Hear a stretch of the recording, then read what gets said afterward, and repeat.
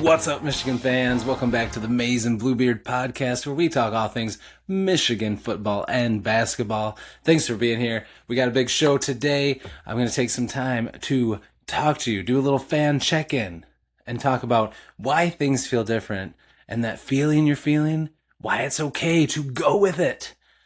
We're going to talk about that, and maybe why we're seeing a little bit of an uptick in some fans of other teams being a little nasty to us Michigan fans. And of course, we'll talk about some recruiting news and the results to yesterday's question of the day. All that and more on this episode of the Maize and Brew podcast. Let's get into it. All right, so I am wearing my Rose Bowl champion t-shirt from the Michigan National Championship season. One, because it was part of my question of the day results I'm going to reveal later on. But two, it fits perfect with this part of the video as well, because we're going to talk about why things are different at Michigan right now, why they feel different, and also that feeling that you're feeling, why you should go with it, don't resist. And also maybe a little bit why I've seen an uptick in my comments from fans of other teams trying to be a little nasty, a litle funky. And maybe why you've had some of that in your real life or on social media as well. We'll talk about all that. And we're going to start with the feeling that things are different. Maybe it started for you when Sharon Moore was relieved of his duties. What is happening? What is going on? You know, you had all that concern and worry. What does this mean for recruiting? Who are they going to get to replace him? But there was also a part of you that thought, it's done. We don't have to go through another year of not progressing, of not feeling like something's right, of all the drama. And instead of thinking, who are they going to get? You started thinking, who are they going to get? Who's going to be next? So maybe it started then. Maybe it started when Michigan hired Kyle Whittingham as their next head coach, and he started making moves right away. He started hiring an amazing staff that he put together when he got right to the bowl game and got to work on player retention and retained a lot of big pieces. When he got on the recruiting trail, when he hit it hard on the transfer portal, and you just saw a man on a mission, no drama, who was charismatic in interviews. Maybe that's when it started to feel it, when you saw him talk and you listened to him and you could tell this guy just wants to play football and win. He wants to get Michigan back to where it's been in the past, and he wants to do it the right way, and we're not going to have to worry about all the junk anymore.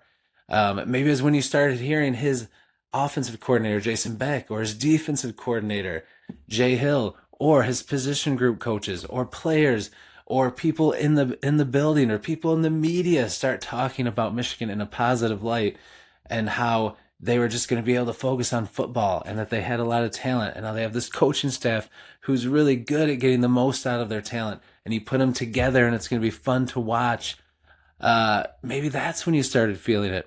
But it could be any of those things, because things are different because of who's in charge and the trickle-down effect. We had that before in a negative light, who was in charge with the trickle-down effect, and now we're having it in a positive light.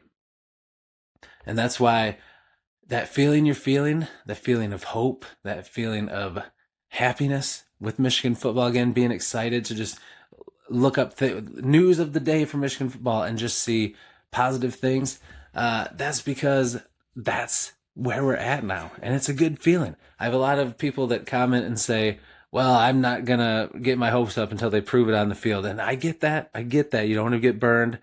But what is sports for except to get excited and hyped for your team? Every year is a new season, a new beginning, and extra so with this new coaching staff. So it's okay to embrace it, get excited, get pumped, be the fanatic that you want to be. Michigan will always have some people that dislike them because they've had a lot of success in the past. We're going to have rivalry fans that always want to knock us down. That's just how it is, and we do the same to them. But I have seen a little uptick in people just coming out of nowhere to comment on things and to talk about how Michigan's a terrible program, or how this coach is terrible, how we're not going to do anything, these players suck, you had to cheat, blah, blah, blah, are you still cheating?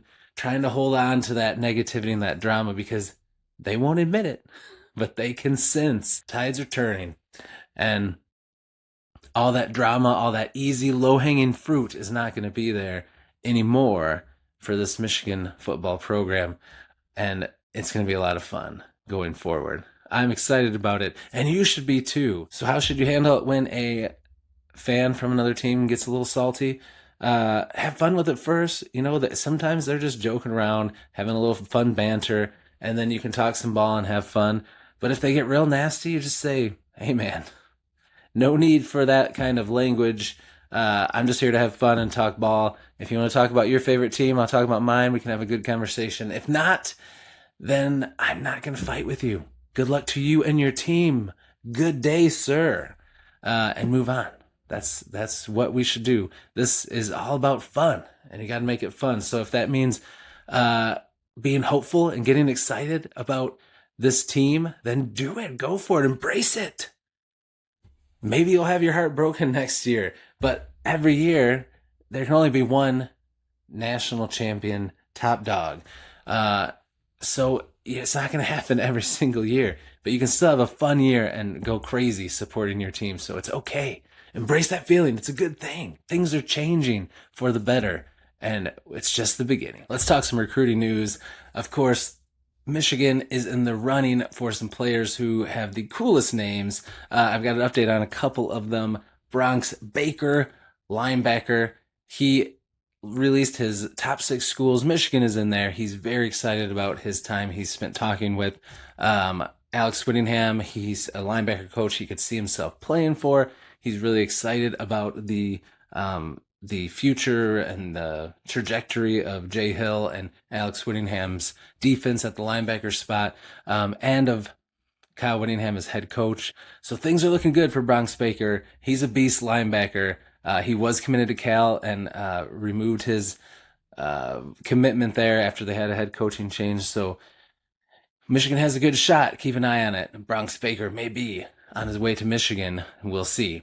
Also, another athlete who plays both sides of the ball, Bodie Sparrow. Michigan visited him recently. He also is a good basketball player. Michigan watched him play basketball and then hung out with him afterwards.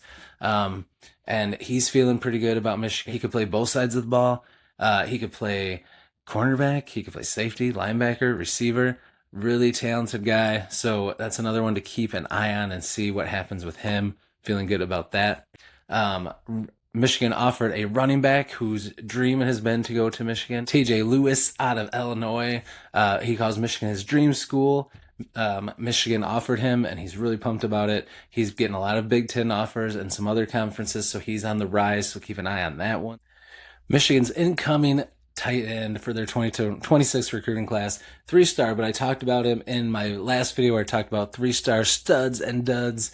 Watch that one if you haven't yet. 6'7", 225 pounds, just a beast. Played both sides. He played tight end and receiver.